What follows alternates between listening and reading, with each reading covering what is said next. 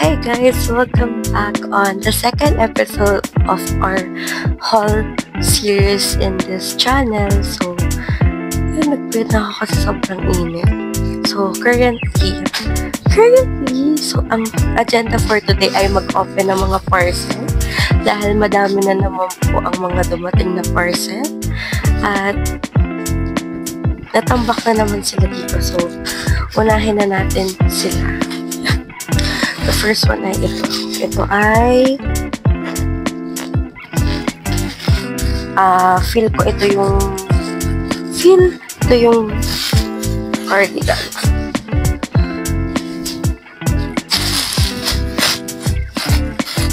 Ito siya.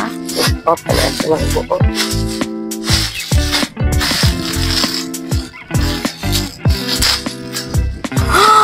Ang soft! Ang lambot! Kasya naman ito sa akin. Like, ito siya. Yan, ang good to.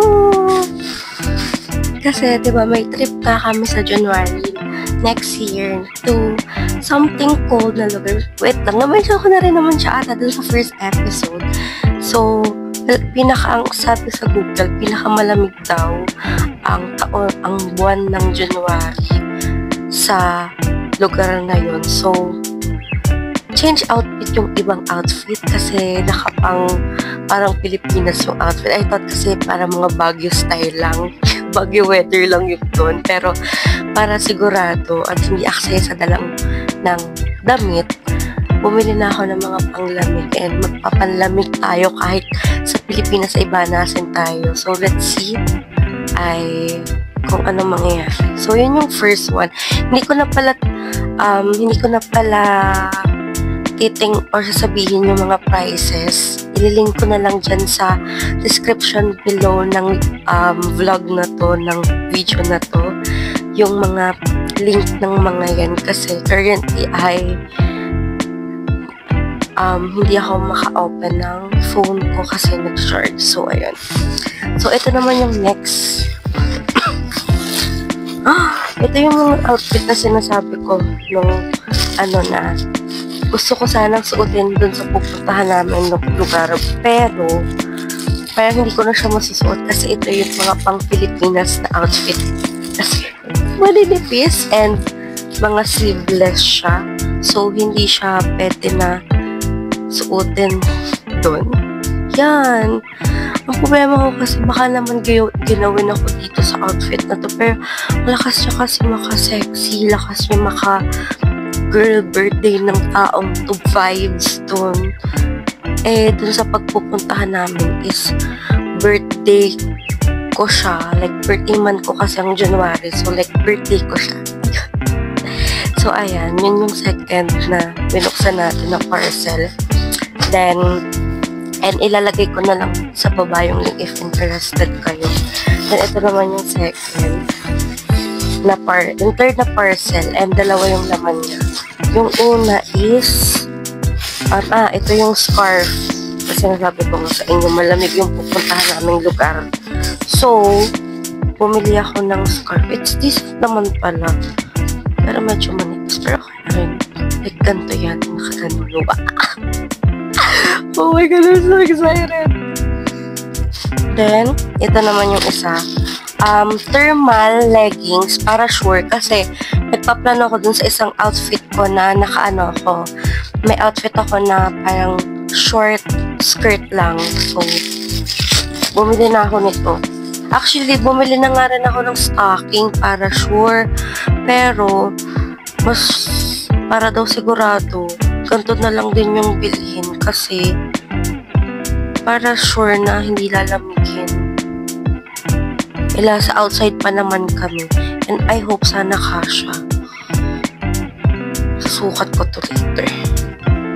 Pero hindi ko na syempre papakita kasi for sure, babanasin ako. And haggard na ako. Currently inaano na ako. Pinapawisan na ako. May electric pa na ako dito. So, ito yung fourth na parcel. Medyo mabigat siya. Pero for sure, damit to. Kasi damit lang naman yung mga in-order ko. Then, ito na. Ito yung jacket. Kasi nga, wala akong matinong jacket na magandahan. So, bumili na rin ako ng jacket. And I think dadalhin ko siya. Okay naman yung quality. Like, di sobrang nipis. And maganda nga siya for malamigan. And mura lang siya actually. So, puro to pala mga TikTok shop. So, ayan, nag-search lang ako din ng mga clothes na like jacket or kung ano man yung mga pangmalamig na mga damit. Tapos doon ako namili ng style ko. So, ayan, ito yung it's in the black. It's the black. Black yung color niya. Actually, maganda nga rin yung navy blue nito eh.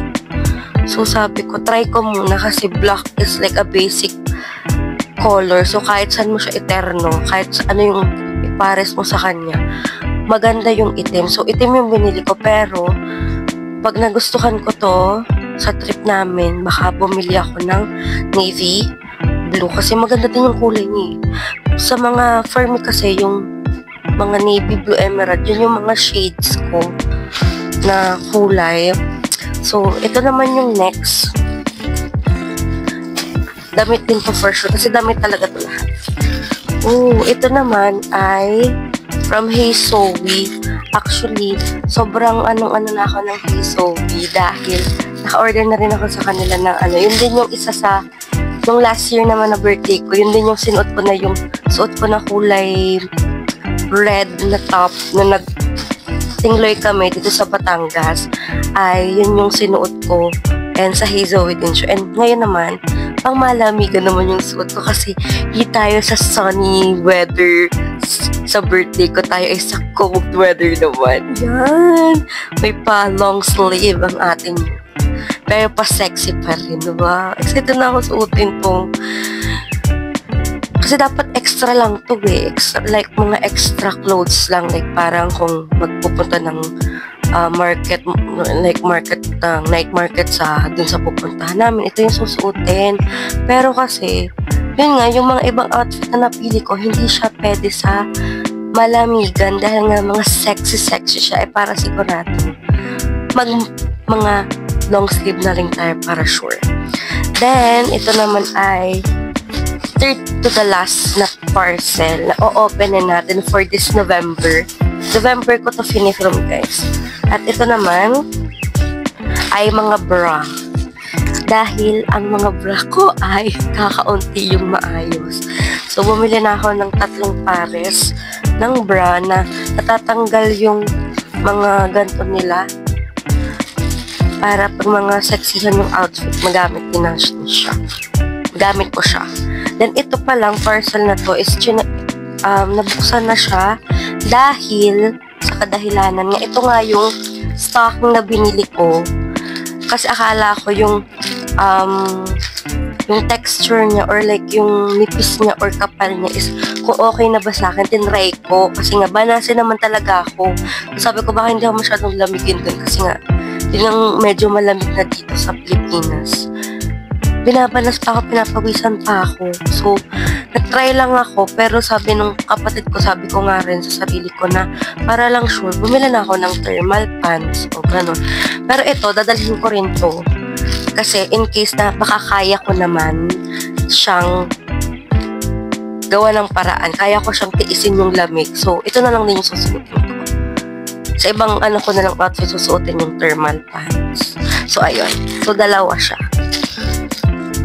Then, last parcel na is that open na. Ito yung yung long na palda. Na dapat terno dun sa kulay pula na yun sana yung like ipopost ko like kasi alis namin the next day ng birthday ko. So, maliliit yung post ng birthday ko sana. Pero ito yung ko sana na birthday celebration kong outfit doon sa pupuntahan namin. Pero ang problem nga ay nagbago na ako. Pero ito, ganyan. Maganda yan pag na-plancha, guys. Kasi may ganito na yung kapatid ko. Ibang kulay lang. Pero gusto ko talaga puti kasi mukha siyang malinis. Sa iba ko na lang siya iteterno na top. Pero sana maging maganda talaga yung mga outfit na pinagpipili ko. Kasi, yung last time na nag-out of the country kami ay ang dadagyan. Ang papangit ng mga pinili kong outfit kasi parang last minute na siyang nasabi ng parents namin na aalis kami na pupunta kaming Singapore, Malaysia. And hindi kami nakapag-shopping ng mga damit. Kaya wala kaming matinong damit at hindi namin yung temperature, kung saan mga pupunta, yung itinerary, yung mga schedule, ganyan. Hindi na angkop dun sa pupuntahan yung mga outfit. Ngayon, oh my God, guys, ang nagagastos ko na currently is mga nasa 5K na, kasama yung last haul, and may mga dadating pa.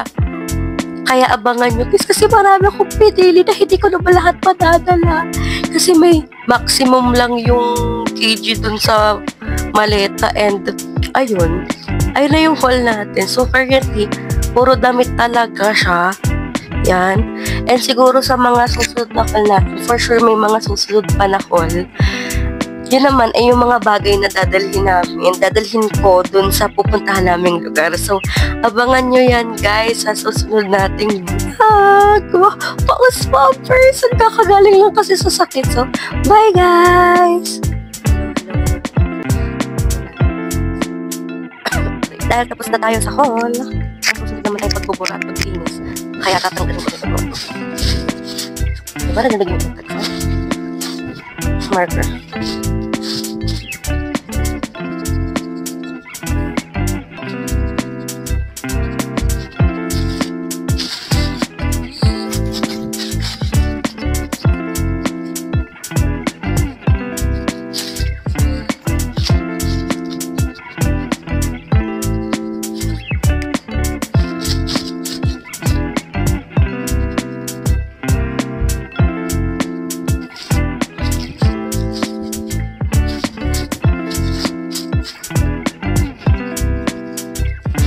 Guys.